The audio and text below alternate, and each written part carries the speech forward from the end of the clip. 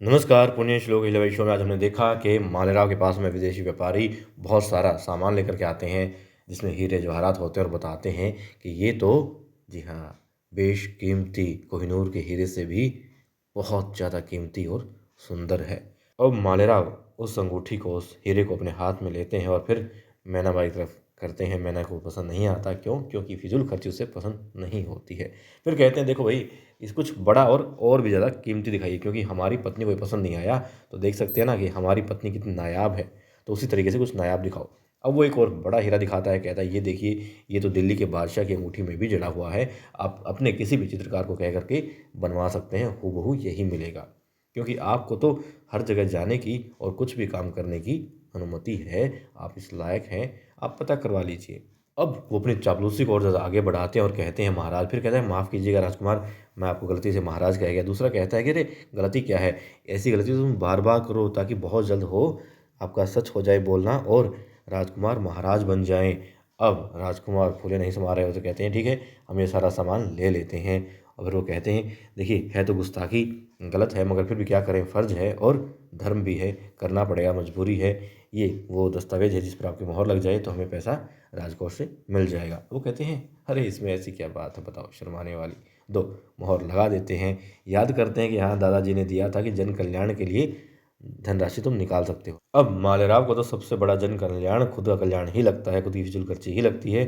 खैर, अब आ जाते हैं गंगूबा भी और साथ में आते हैं कुछ ग्रामवासी और कहते हैं कि ये लोग वो हैं जो कि समस्या लेकर के आए हैं। ठीक है, फरियाद सुनाओ। फरियाद सुना देते हैं, बताते हैं कि पानी की समस्या है, फसल के लिए भी और पीने के लिए भी। अब वो कहते हैं तो इसमें हम क्या करें, नदी में जाओ और पानी ले आओ। फिर वो कहते हैं गंगूबा कि आप समझे नहीं सरकार, जो नदी बहुत दूर है और हर जगह नहीं पहुंच सकती हैं लोग, महिलाओं को बहुत दूर तक जाना पड़ता है।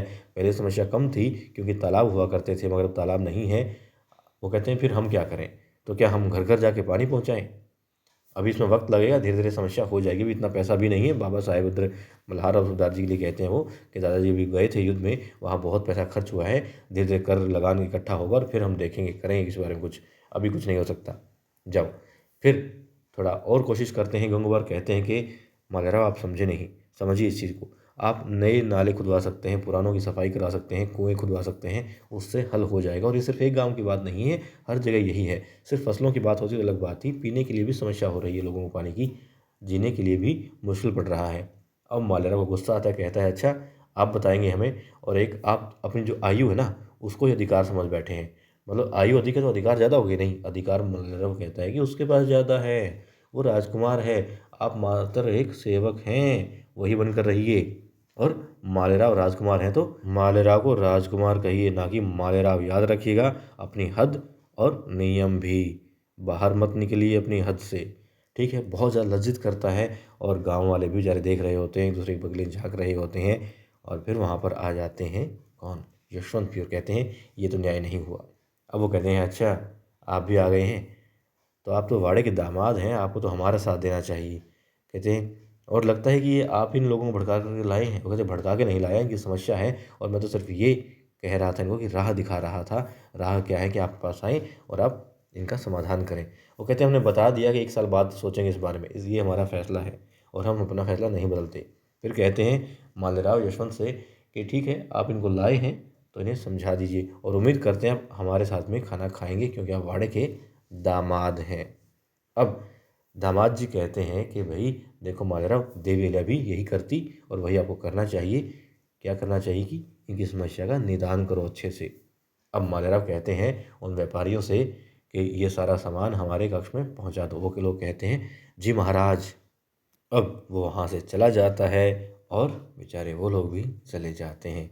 मैना भाई सोचती है आखिर ये ऐसे पैसे कैसे लुटा रहे हैं, इतना धन खर्च कर रहे हैं खुद के ऊपर, और जनता का दुख दर्द इन्हें दिखाई ही नहीं दे रहा होता है।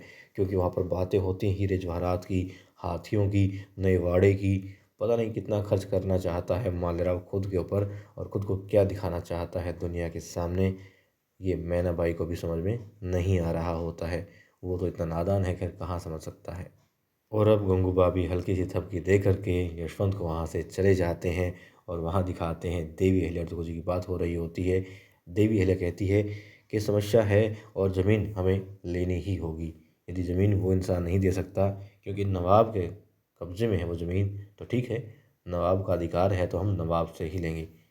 तुको जी कहते हैं वहाँ आप जाएंगी? वो कहती है हाँ, जाना ही पड़ेगा, क्योंकि बात सिर्फ मेरी नहीं है, जनता की बात है, जनता की आस्था की बात है और धर्म की बात है। और धर्म कोई भी हो, दूसरे धर्म से प्रेम ही करना चाहिए। अब तुको जी कहते हैं कि नवाब दो मुँहा सांप है, बहुत तेज़ वो भेड़िया है, ना जाने क्या सोचता है, क्या करता है, कुछ नहीं कह सकते। उसकी बात पर यकीन नहीं किया जा सकता है। देवी अहिल्या कहती नहीं, जनता की विश्वास के लिए आस्था करना ही होगा। वो जाएंगी, नवाब से मिलेंगी और अकेली ही जाएंगी, और कोई डर की बात नहीं है तुको जी। अब तुको जी बाहर निकलते हैं और सैनिक से कहते हैं कि देवी अहिल्या के साथ रहिएगा, कुछ और सैनिक भी साथ में ले लीजिएगा, क्योंकि हम नवाब पर भरोसा नहीं कर सकते, और यदि देवी अहिल्या कोई परेशानी हुई तो हम बड़ी दिक्कत में आ जाएंगे। सैनिक कहता है जी, समझ गया।